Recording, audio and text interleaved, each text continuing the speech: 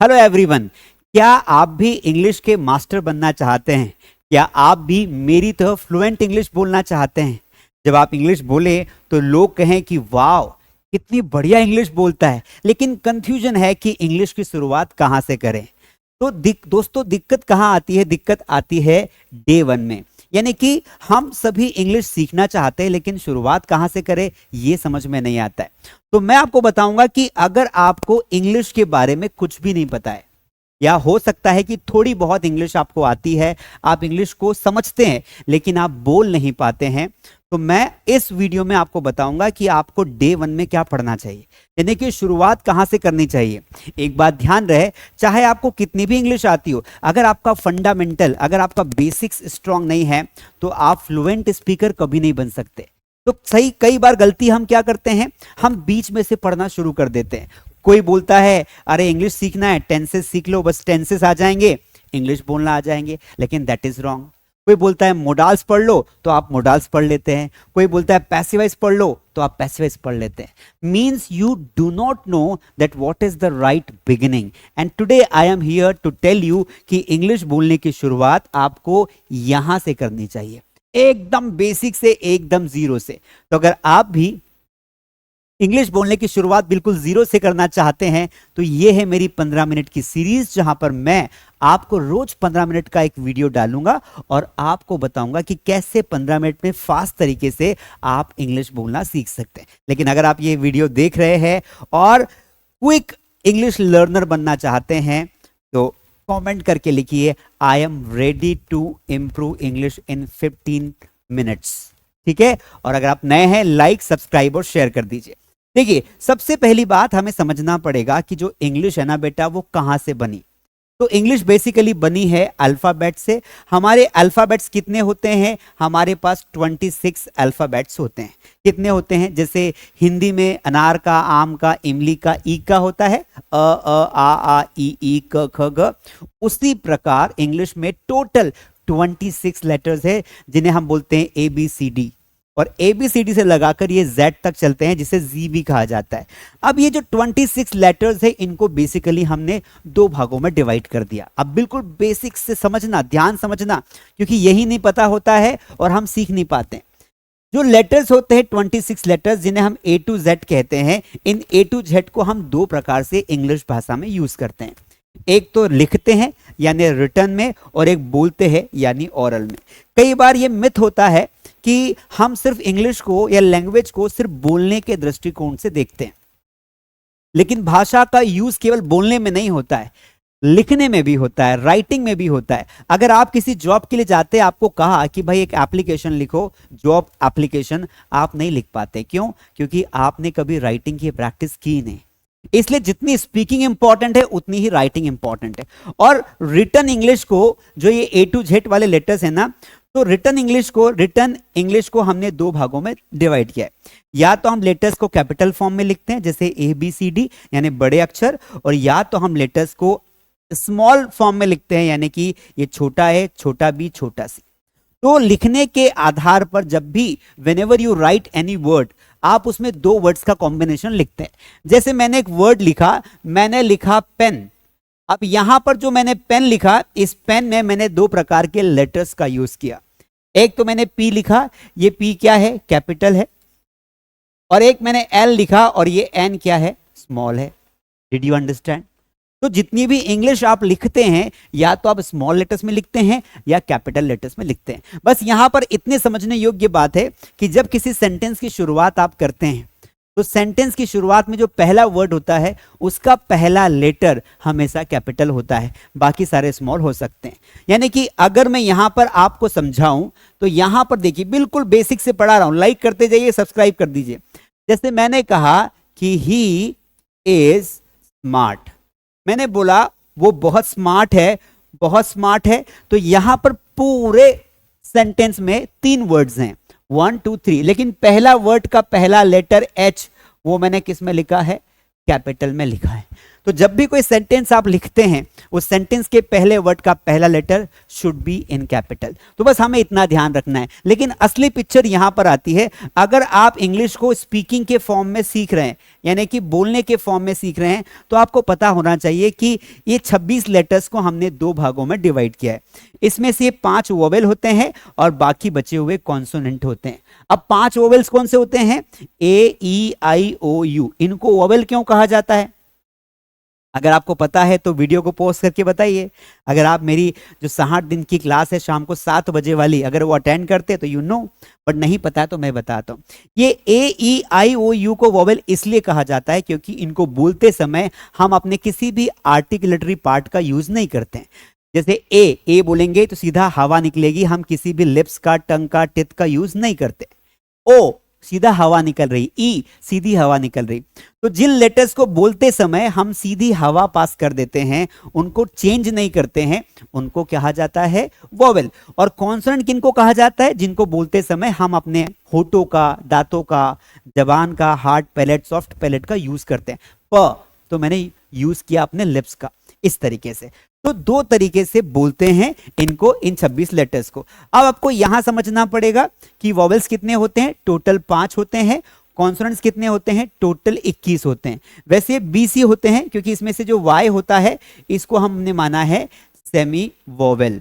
तो ये बहुत लंबा हो जाएगा, इसलिए आप बेसिक ही समझ लो कि 26 अक्षरों से इंग्लिश बनी है और उन 26 में से 5 वोवेल होते हैं, बाकी होते हैं कॉन्सोनेंट। अब यहां पर देखिए दोस्तों, जब भी हम कोई सेंटेंस बनाते हैं, देखो हम अंग्रेजी बोलना सीख रहे हैं, तो whenever we make a sentence, उस सेंटेंस में बेसिकली 3 हिस्से होते हैं, सब्जेक्ट, वर्ब, ऑब्जेक्ट। अब हमें इन हिस्सों को डिटेल में समझना पड़ेगा। जैसे मैंने यहां पर एक सेंटेंस लिखा, मैंने कहा आई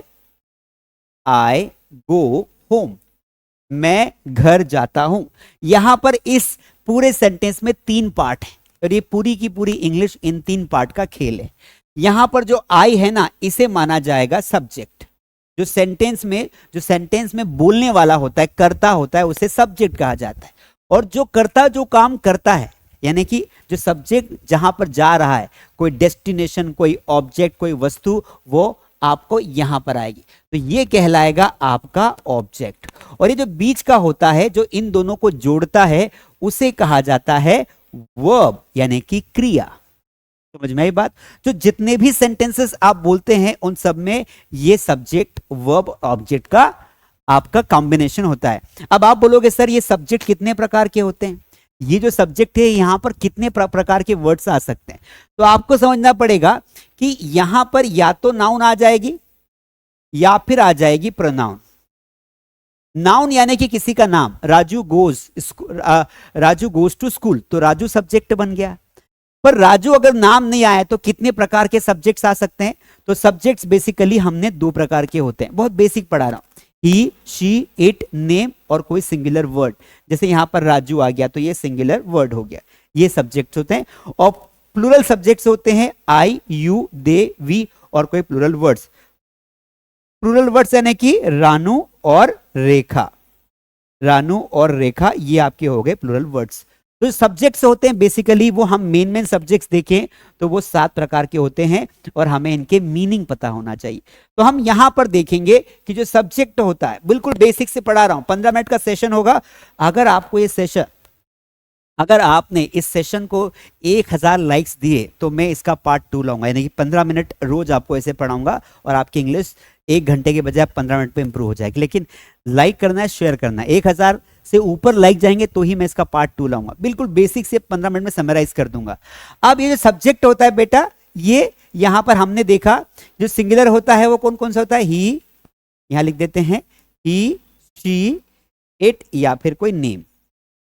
और जो प्लूरल होता है उसको बोलते हैं आई, वी, दे, यू। इनको हमें समझना बहुत जरूरी है क्योंकि इनके आधार पर ही हेल्पिंग वर्ब लगती है। ही का मतलब क्या होता है? लड़का या वह। लड़की के लिए शी यूज करते हैं और किसी जानवर के लिए, है ना, या वस्तु के लिए हम इट यूज करते हैं। और नाम में कोई भी नाम आ सकता है, जैसे राजू आ गया, राजू, माया, सुरेश, महेश। आई का मतलब मैं होता है और वी का मतलब होता है हम, दे का मतलब वे होता है और यू का मतलब होता है आपका तुम। तो ये बेसिक ज्ञान हमें होना चाहिए। हमारा अगला वर्ड है वर्ब। वर्ब क्या होती है बेटा? आप सबको पता है कि वर्ब को हमने दो भागों में डिवाइड किया है, आपको पता होगा। एक होती है आपकी हेल्पिंग वर्ब, ध्यान सुनना, नजर हटी दुर्घटना घटी, पूरा वीडियो देखना ध्यान से, थोड़ा फास्ट पढ़ा रहा हूं। हेल्पिंग वर्ब, और एक होती है आपकी मेन वर्ब। हेल्पिंग वर्ब क्या होती है बेटा? मेन वर्ब क्या होती है? 1 मिनट में समझ लेते। हेल्पिंग वर्ब यानी कि वो वर्ब जो टाइम बताती है।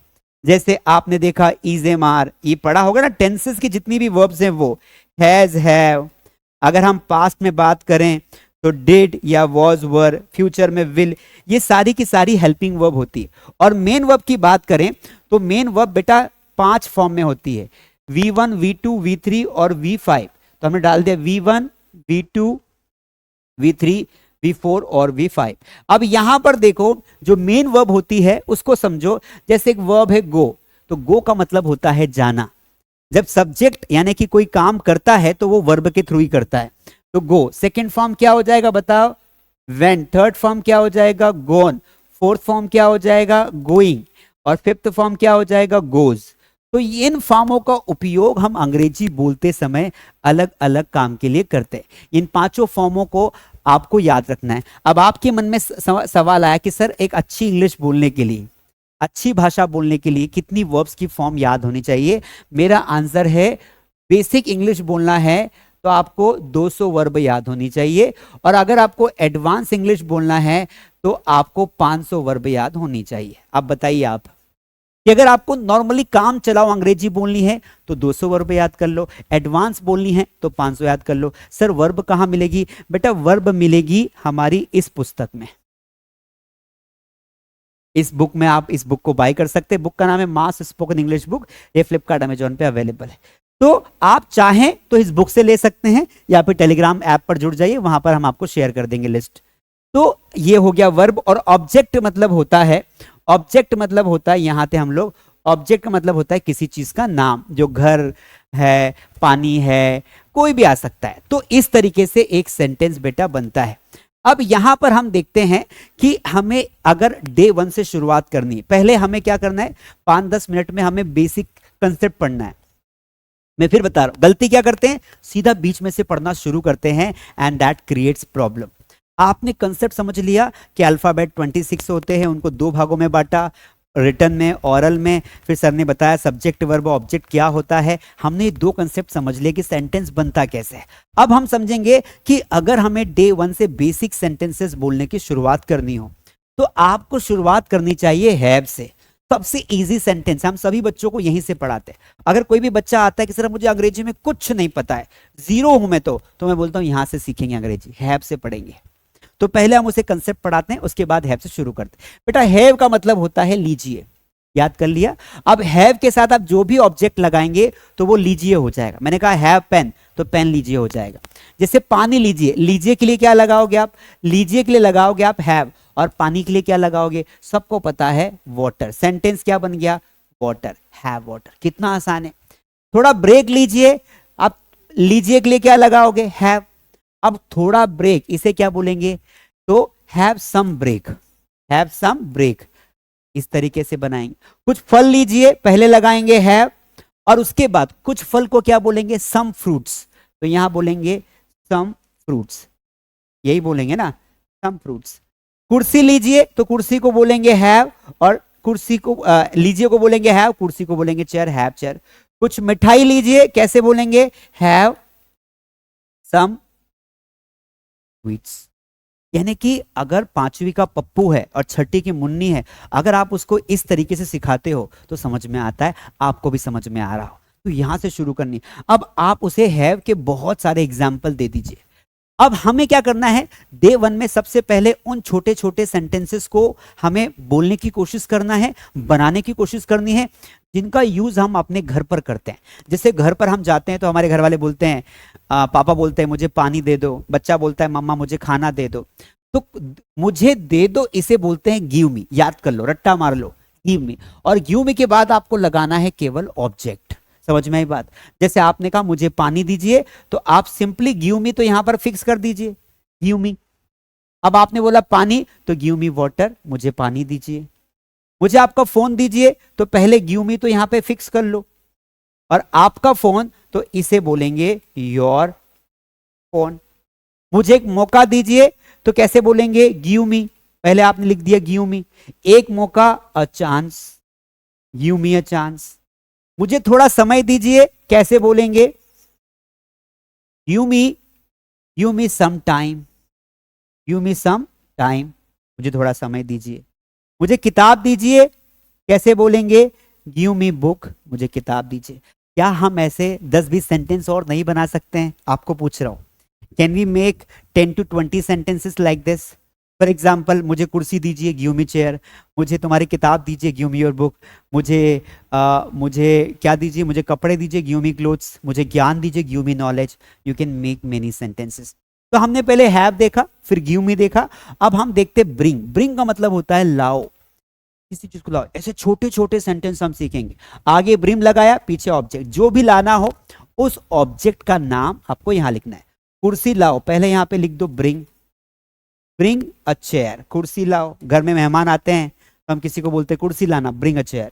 चाबी लाओ, पहले लगा दो लाओ के लिए ब्रिंग, क्या लाना है, वस्तु का नाम क्या है, चाबी, यानी कि की, ब्रिंग की।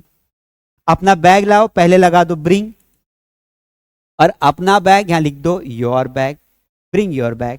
फाइल लाओ, फाइल के लिए लगा दो ब्रिंग, ब्रिंग फाइल। ये हो गया सेंटेंस। कुछ फल लाओ, ब्रिंग, ब्रिंग सम फ्रूट्स, क्या बोलेंगे, ब्रिंग सम फ्रूट्स। ये सेंटेंसेस बन गए। तो ऐसे हम क्या 10 ऑब्जेक्ट और नहीं लग सकते? घड़ी लाओ, ब्रिंग वॉच। खाना लाओ, ब्रिंग फूड। न्यूज़पेपर लाओ, ब्रिंग न्यूज़पेपर। ठंडा पानी लाओ, ब्रिंग कोल्ड वाटर।